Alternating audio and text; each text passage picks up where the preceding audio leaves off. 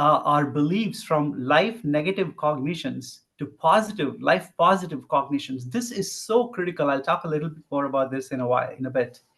And finally, instead of thinking of mental health as just maintaining and managing, a key part of this is having powerful cognitions, which are deep insights about yourself and the world that confirmed by research. Scientific research has shown that some people can achieve something like this, which no ordinary person would think of themselves as capable of, but we are capable of extraordinary things. So a powerful cognition would be something that alters how you see yourself. Like the Supreme Pontiff of Hinduism said, we are not human beings striving for a spiritual experience. So this presentation is brought to you by Nityananda Hindu University. I'm representing the research department of Nityananda Hindu University. And this is a university that is styled after the ancient Vedic, ancient Hindu universities from antiquity. Fields of psychology, philosophy, medicine, sociology. Of course, mental health is covered very widely through this university. This has been reawakened through our chancellor, who I'm going to talk about in the next. And from that space, he has reestablished the United States of KAILASA, which is a Hindu civilizational nation in service to Hinduism. It also has sovereign land as a sovereign state, also functions as a civilizational state and a service-based state, contributing to the communities around, and as a foundational enlightenment ecosystem for all the people that are living there. He's also revived many dimensions of Hinduism, the powers of Paramashiva, the scriptures, temple rituals, and lifestyles for enlightened living. Briefly, so mind-body. So treating mental health through the mind is very challenging, and we'll be talking about it a little bit later about things like the biome and the physical structures of how the mind and body interact, and the brain and body interact. And then we're positing that it also can extend the consciousness, and that how we experience our mental health is going to be a reflection of our mind and our body. And our program called Inner Awakening, again organized by Swamiji and run directly by Swamiji, involved activities like yoga, meditation, initiations, which we're going to talk about what that looks like at the EEG level, a sattvic diet, the science of completion, which we'll talk about as well. And participants' blood were drawn before and after. Some of them would have already been part of this enlightenment ecosystem, would have already known Swamiji, and some of them would have been new pathway called Gata 2 and BM1 that was upregulated, which shows up in a follow-up study. So basically, gene expression change means the DNA may be, or may or may not be, but even if it's the same, the way the genes are being expressed is changing remarkably to tamp down inflammation and to support anti-aging. So you should be less stressed and more young, right? That's what we'd expect at the level of the organism. So based on that research, and this one was studied. The first one was published in Advances in Aging. The follow-up study was published in a journal called the Journal of Stem Cells, and based on replacing damaged cells and structures in the body. So, an injury or just the natural aging, stem cells are used to replenish with fresh cells, and so an increase in that is going to mean more use at a cellular level. The last thing they did, this was not published in that article, but it was around that time. They measured one is the DASS, which stands for Depression, Anxiety, Stress Scale. One is WHO5, which looks at overall sense of well-being. One is SF36, which looks at overall physical health and some aspects of mental health as well. And the last is MAAS, which looks at mindfulness, which is your ability to be the depression score. Anything above 10 means depression. 5.7 is the average. For this, the close scores were 2.7, so much lower than average and very far from depression. So this is going to show up as a really great state of well-being. And then we looked at anxiety. Above 8 is considered as an anxious person. The average in the US is around 6, so almost anxious. 5, well-being index. So this goes from 0 to 100, where a higher score is a higher sense of well-being. Less than 50 is going to correlate with depression. And for example, one population we looked at in research was women in infertility. The score is about 53. In many, 5 out of the 9 met statistical significance. and they were also clinically significant. I just included a couple graphs here. The total score, you can see it's going up for just about everyone. And then social functioning is going up for just about everyone. Particularly the mitochondrial assay, you'll never see anything like that. And all the other changes, the stem cells, the telomerase activity, the gene expression, and then these changes in mental health. So to better understand that, a lot of science has been done with Swamiji, the Supreme Pontiff of Hinduism, Bhagavan Nityananda Paramahansa. So I'm going to talk about a few scientific studies. First one is done with, I'll go as quick as I can, but it's so valuable and so important. I want to make sure we cover it. They found complete control over brainwave activity. He could just control his brainwaves at will. There was another doctor, a neuroscientist named Acosta Urquida from Sound Health Designs in Wichita, and this was in 2005 and 2006. And they measured studied a variable called heart rate variability, which shows variability within the heart rate that reflects the autonomic system and how at ease someone is. You could say it's very complex. We don't have time. Meditation, there would be a huge surge in gamma waves, which we'll talk about shortly, the significance of gamma waves. But the key part is when he was healing, his right heart of brain would go into what the researcher called extreme gamma activity, which I think is likely to be high amplitude gamma waves, and I'll explain why.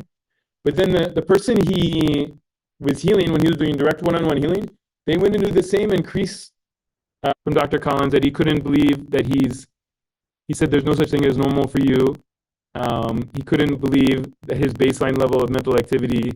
They talked about the power of the gamma waves in the mind. They take a huge amount of metabolic activity, but both Swamiji and the person he healed were completely refreshed and energetic afterwards. And the doctor said, if I had done this, I'd be fatigued and sleeping by the time it's over. So for some reason, this intense metabolic activity of the brain did not cause fatigue. It caused rejuvenation. And then he said the world is not going to believe this would be, we'll go to alpha waves here. Alpha waves are the next state. They go from 8 to 12 hertz. This is if you're awake and alert and kind of receptive. Could be a listening state. Many of you guys are in alpha right now. If you close your eyes, you go into heavy alpha waves. And if you're like taking a quiz, doing a task, if you're at work doing a task that requires your mental activity, it's 13 to 25 hertz.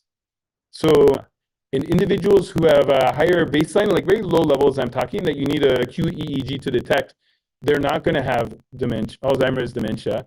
And even in animal models, they've showed if they can induce gamma waves, the plaques and tangles that you see at the cellular. So what we've seen that is our Swamiji can himself go into gamma at will, and he can transmit it to others at will, both through healing and through initiating EEG of a very high level disciple of Swamiji. And you can see gamma activity is over 30 oscillations between these two lines is 1 second. You can see the whole brain is in gamma. And this person can go on and off at will at any time. While they're talking, while they're doing anything, they can just do it at will. They describe intense bliss associated with that, intense oneness. I've also seen another disciple who can do slightly lesser, some lifestyle things. I'm not going to go in detail because I'm over time already. But mind-body consciousness approaches can create this possibility of really powerfully enhanced mental health and intense states of bliss and higher consciousness of this lifestyle in their system.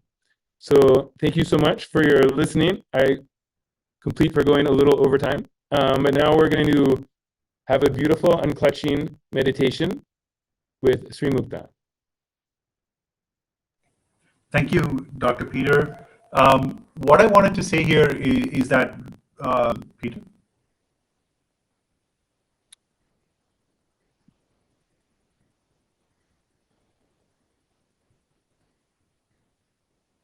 Sorry, let me get back there. 1 second.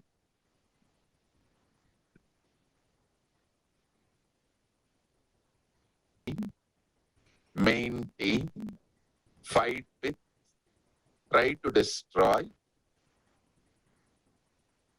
any.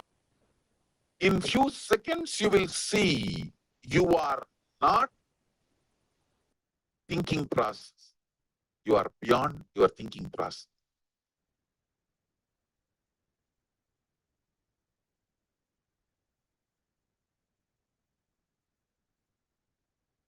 you will sit with yourself in a very matured way, highly matured way.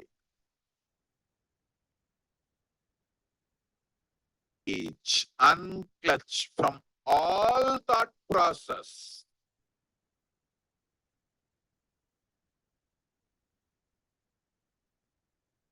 Creating, maintaining, destroying, fighting, engaging, all thought process. When any thought arises, I just say unclutch, which means I disengage from associating with that thought. Typically, our thought currents are one follow the other. First, I think about my house. I'm thinking about my dog in my house, and then the food the dog didn't, and so forth. So it's an association of thoughts that creates problem. So if you unclutch from each thought as they appear, Flute like, you hear that? do you want to share? You able to hear it? No.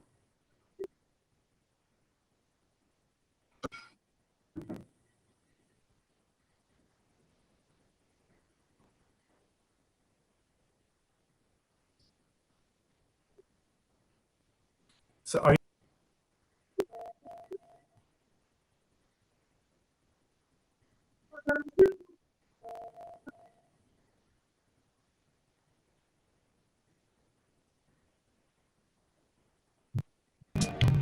You able to hear it now? Yes. Unclutch? Give me a thought.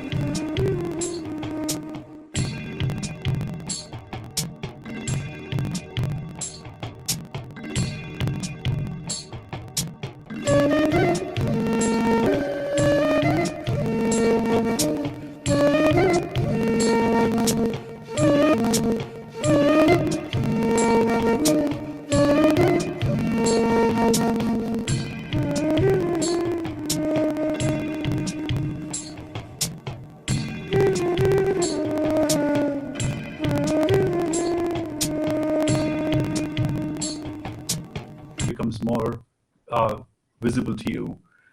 Sometimes the blood pumping through your heart becomes more audible to you. Unclutch from those also. So there is as you hear things, those are also thoughts. They're triggering thoughts inside of you. So next slide.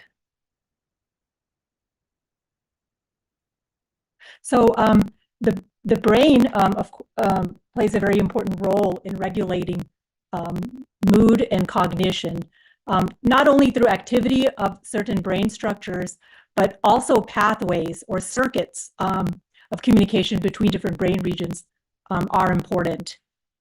Measure of diet is very crucial in mental health. So eating a Western diet has been associated with poor mental health. And while just by switching over to whole food plant-based diet, you can make big improvements in mental health. So again, we're highlighting how just lifestyle measures which cost very little to nothing, such as yoga, meditation, and diet, can make a huge impact. And it could reduce the costs associated with current treatment model based on medication cortex, which is important in regulating our emotions. And it's not only about us, but it's how we bond with other people, how we interact with others, so social attachments. It turns out pain processing pathways are negatively impacting depression. And one way is maybe the cingulate cortex. And even our ability to empathize with others are affected due to loss of brain cells in the cingulate cortex. Move on to the next slide.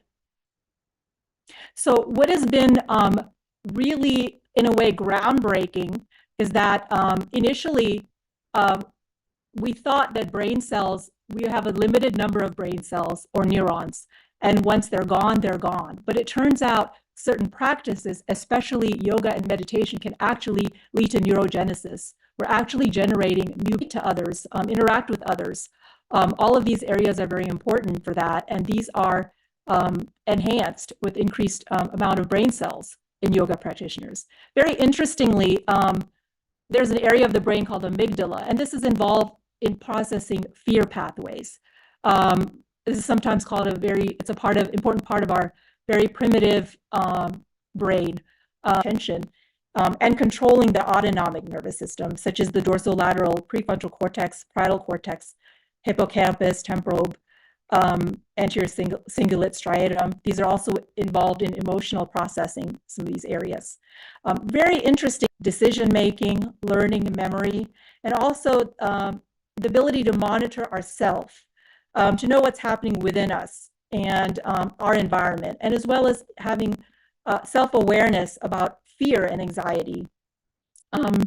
Interestingly, I also wanted to mention that in yoga practitioners, they've looked at yoga practitioners over their life. The dopamine is the brain chemical responsible for the feeling of pleasure or reward.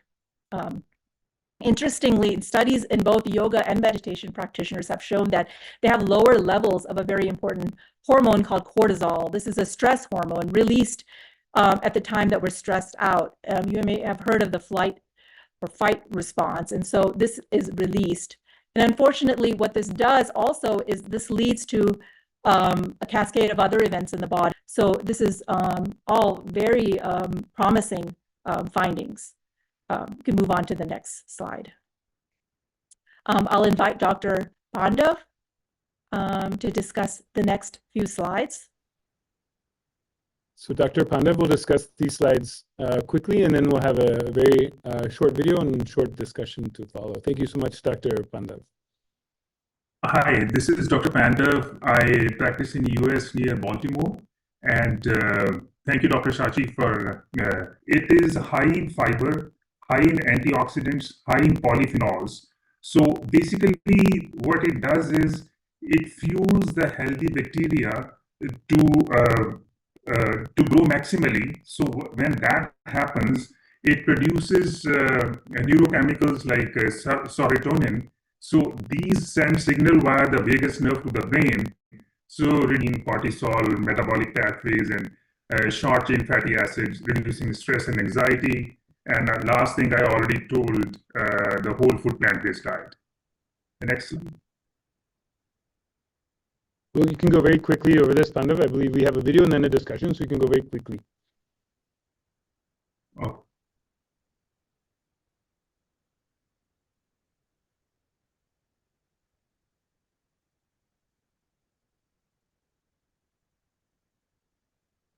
Are we waiting? So if you consume them, if you consume plants, vegetables, there is no pain going inside your system along with it. There is no biomemory going inside. Pure energy, food, only that goes inside. But with the animal, the muscles have a capacity to store muscle memory, and the muscle memory, biomemory recorded in it, that becomes part of you. You become prone to that pain. You become prone to that pain. That's the reason I request you to be a vegetarian. In other words, reaching our full potential, mind, body, and consciousness. So I'd just like to open up the discussion now to also Dr. Pandav and Dr. Nirmala Shivaji. And maybe we can discuss how the Hindu lifestyle practices that Swamiji is promoting. So the least is, you lose weight, and but other than that, so emotionally you feel much better, you feel much lighter, your energy level goes through the roof, and the last, your meditation deepens like amazingly to a deep, deep level, in the sense that you're not doing meditation, it is kind of happening to you. So it's a different state to be in. Day or two, it actually was not difficult to sustain. Definitely the mind was quieter. People around me noticed. I mean, even your skin will start to glow. You will even appear younger. People would comment on that, wonder what I was doing. I definitely also experienced those. So I had to take antihistamine all the time. And it actually affected my work style as well. So it was, I think, about 12 years ago, Swamiji introduced the Nirahara Samyama, 12, 13 years ago. The first time I did the Nirahara Samyama, after that, it's completely gone. I don't take any antihistamines. I'm completely, and after that I did 2 times of Nirahara. Even with the first time, it disappeared. I thought this is, it's being a doctor and being a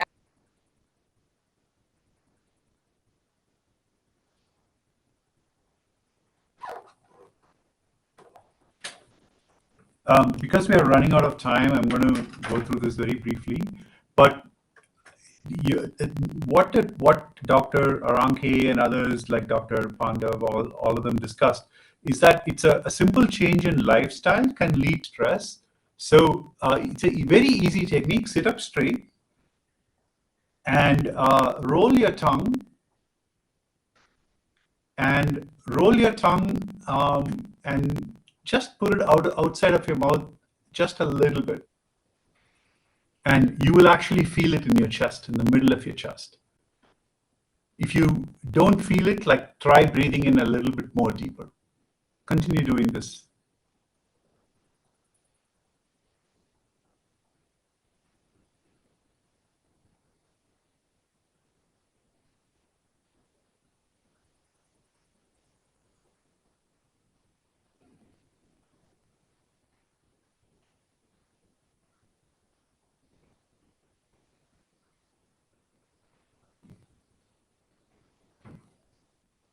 How many of you feel that deep cooling happening? Just long to breathe out, then breathe in.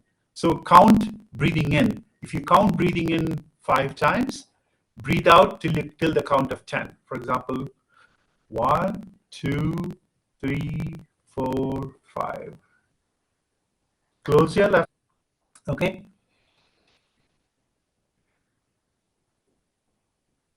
Let's move on to the last technique. The last technique is called Brahmari Pranayama. It's an amazing technique to clear your mind of anxiety-inducing thoughts. And Swamiji has given this reference. And this reference, you can go search it. When you do that, hum as long as possible. When you take another breath and hum again, very soon you will see that the hum is one continuous hum. You hardly notice the difference between one hum and the next. And you will start feeling in the center of your forehead, you will start feeling a constant buzz. And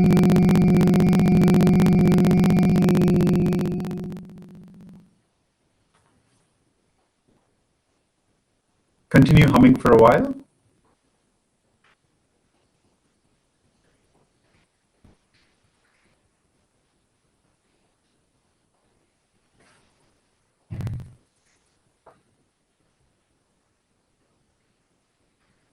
Done together, they actually have very powerful medicinal, I won't say medicinal, it's a very powerful effect in cooling the body, right? So we're going to talk about kriyas at the end of this whole session. Wait till then to hear a little bit more, but you can search online for Nityananda kriyas and you will find them, okay? With this, let's move on to the next section. Who suffer more often from mental health issues, that, like we shared before, are the ones who are unable to access such resources. At least one thing that everyone needs, like people need a spiritual solution for mental health. And if you think about it, an everyday companion, which is easily available at their fingertips to handle emotions on a daily basis. But maybe even answer bigger, probably can get access to these services. It can be as easy as accessing mail or WhatsApp, for example. And the beautiful thing is conversational AI can actually help address a wide variety of mental health needs. I want to say for sure here that AI cannot replace human beings. We still need people. And we need AI to, especially the teachings of Swamiji. Swamiji is essentially teaching the fundamentals of enlightenment science, or the science of happiness, as taught by Hinduism.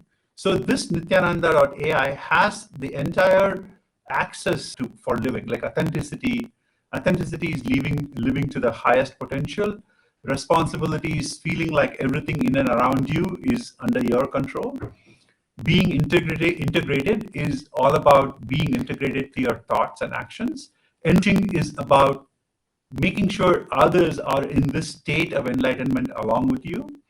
And completion is what I define. Sister to spend time with me, I feel disappointed, and she wants to do things that are different from me. What do I do? So this now addresses how to think about this in a self-reflective way, how to introspect into the source of where this challenge comes from. Why do you feel unimportant? Why do you techniques for de-stressing? And it chooses techniques from scriptures and shares them with you. Anyway, that's the quick demo. Let's move on to the next section.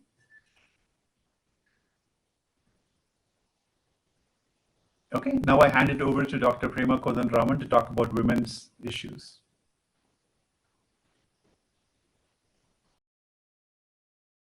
Health issue every year. Women are diagnosed with anxiety and depression twice as men.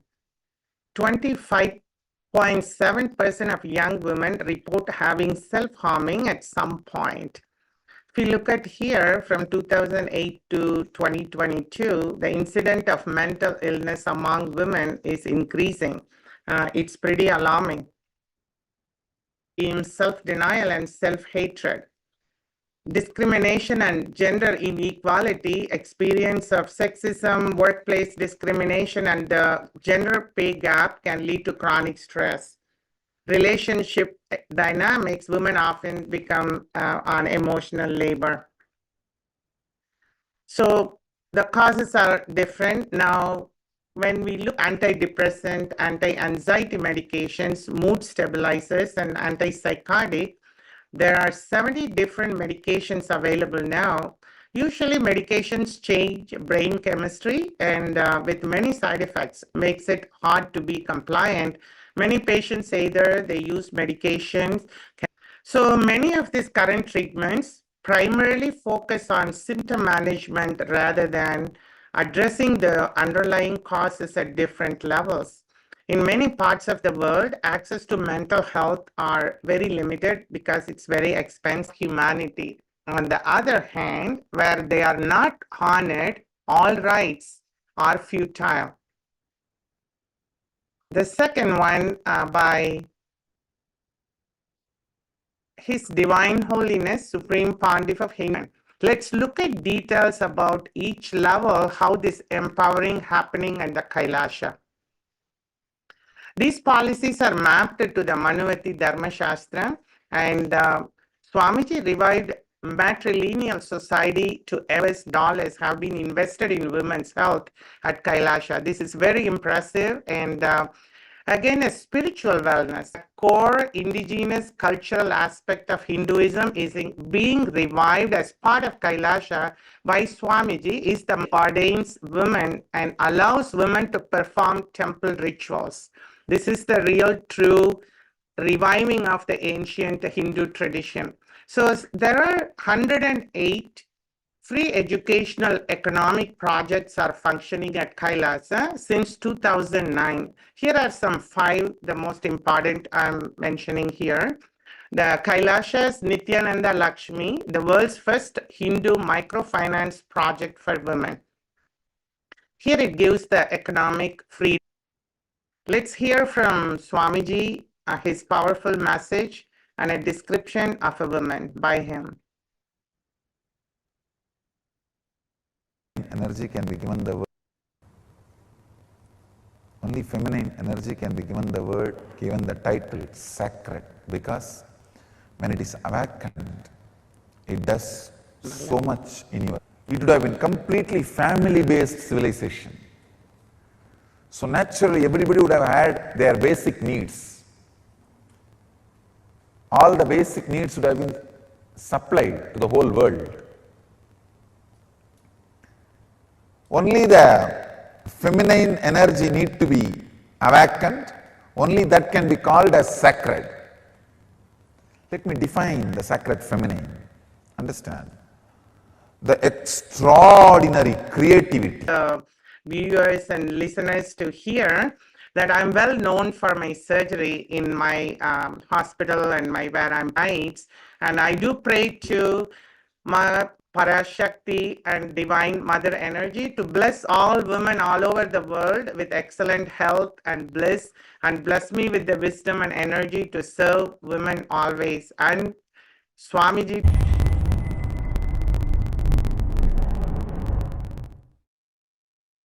Listen to this sacred secret. Listen.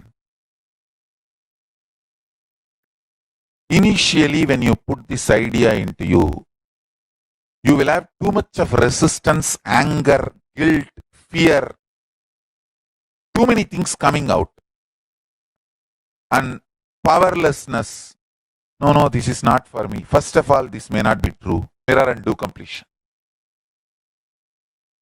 Understand? This is the initiation I am giving to all of you. Sit in front of mirror. Pen down all these patterns and fears and everything. Intensely chant Mahavagya and see the mirror and start reliving. Pen down all the incompletions, fears, anger, guilt, impossibility, patterns which tells you no, you need to be dependent internally, externally other than Paramashiva. Pen down all of that. Whatever patterns tells you, you need to talk about children and mental health issues. Hello everyone, I'm Dr. Sailesh. I'm a psychiatrist practicing in California. So as adult and women, children also have some of the unique challenges for children, which includes physical, emotional, and social changes, adversities such as poverty, abuse, exposure to violence, pressure to conform with peers, exploration of identity, and so forth. So can we have next slide? So based on this alarming number, we know that conventional approach have not been enough to address and be creative and not force children into strict curriculum, and nor evaluate them based on narrow rubrics. This mind-body consciousness-based education empowers children and helps them feel powerful.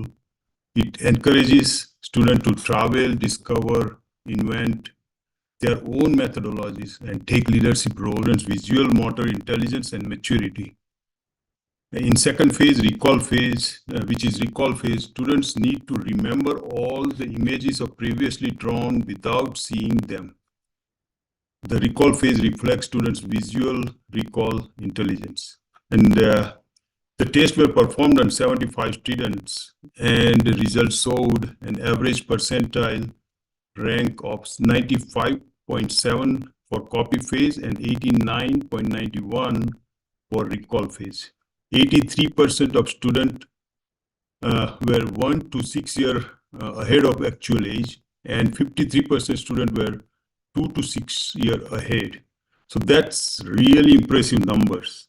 So this is small studies. Of course, more studies are needed. But in summary, can we have next slide? This gives anecdotal evidence of.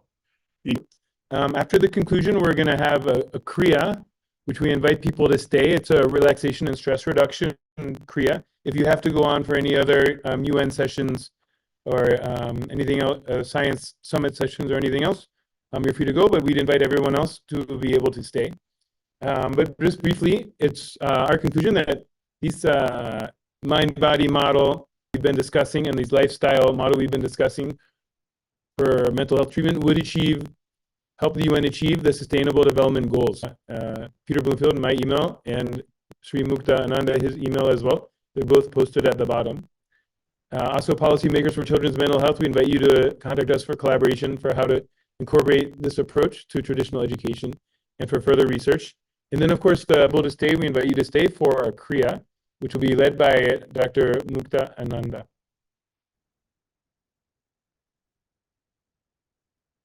Shall I play the video, Mukta, or do you want to speak first? Yes. Play the, I think, like I said before, kriya is a combination of yoga positions, yoga asanas, breathing techniques, and visualization. And Swamiji shared 108 kriyas for a variety of diseases and disorders to alleviate, use in conjunction with other approaches. And this video will introduce the kriya powerful. And after that, I'll walk you through a very simple kriya for stress relief. But let's start with this one. Please. Nerve circuit, the nervous system. Prana circuit, the respiratory system. Digestive circuit, excretory circuit, reproductive circuit, and energy circuit. Of these circuits, the energy circuit is governed by the Kundalini energy, though not spoken much by the medical science, but elaborate references have been given for the flow to resume. Similarly, when there is a block in the energy circuit in the body, there is impedance to energy flow forward, and it results in disease in that particular organ. The Kundalini energy in our body is like the water in the water tank. Kriyas are powerful tools which help to remove the energy blockage and restore the energy flow. When the body is aligned in certain postures, To that circuit. See, putting your body in certain asana makes the circuit blockage free. The circuit becomes perfect, but only through the ordinary kumbhaka, ordinary pranayama. It is like two different chemicals. Separately, if you take, it may take 10 years for you to cure the disease. But mixed properly in certain combination. Fifth, chanting, external, the sound you are hearing. And sixth, now I am adding karanas, the different Shivadandava karanas. Seventh, I am adding the recent discoveries of modern day gymming and weightlifting. So all these 7 put together. Stress. Hypertension essentially is a high blood pressure, which happens because of stress, right? So this kriya has simple 3 steps. It actually builds on top of what we did before, right? Earlier we learned how to do Nadi Shodhana, which is breathe in through one nostril, breathe out through the other nostril, breathe in through that nostril and breathe out. So that with your knees drawn in and your heels touching as close to your body as possible. You just have to look ahead. That's the posture. Peter will show the picture. That's the second step. In that posture, you just hum intensely. And the humming is something I already shared with you before. And so the third step is lie down, and in the bliss of the hum, the humming creates in close to your chest, and then do intense humming. That's for 7 minutes. And then finally, we leave you with the lying down and unclutching. And typically, this combination of these 3, doing this before you go to sleep, is very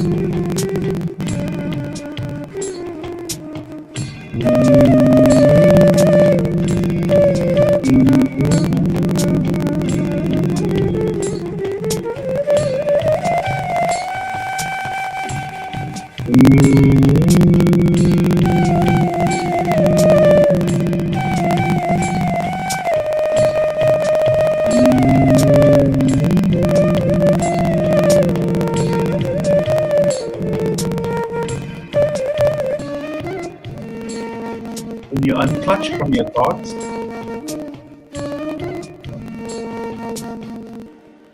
you will start focusing more on the music and the sound outside of you. Unclutch from that also.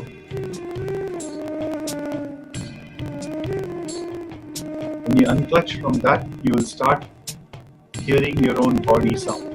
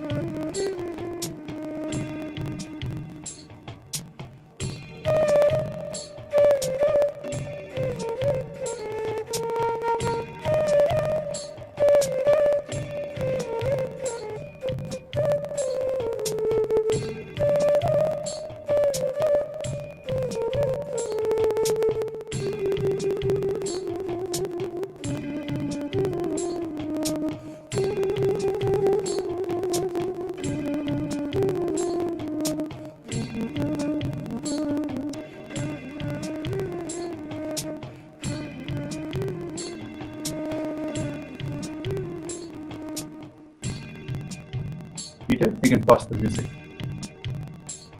Thank you. Great. I hope you all experienced a wonderful, relaxed experience. Like, our goal was not only to provide for people to join the Parameshivaham program or contact us at Nityananda Hindu University about research collaborations, funding collaborations, anything that you want to collaborate with. And we really believe that this science will absolutely 100% help the UN achieve their sustainable development goals, and are excited to further collaborate with you.